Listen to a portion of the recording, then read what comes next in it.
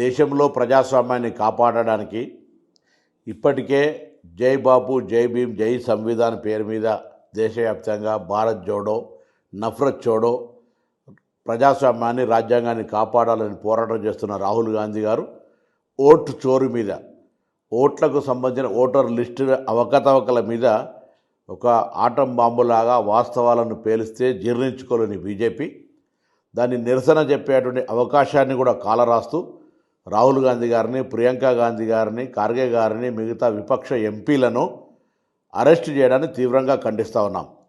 ఇది అప్రజాస్వామిక చర్చ, అప్రజాస్వామికమైనటువంటి చర్య. దీనివల్ల ప్రజాస్వామ్యానికి తప్ప ఈరోజు దేశంలో ఎటుపోతుందో అనేటువంటి ఒక ప్రశ్న ఉత్పన్నం అవుతున్నటువంటి పరిస్థితి వల్ల.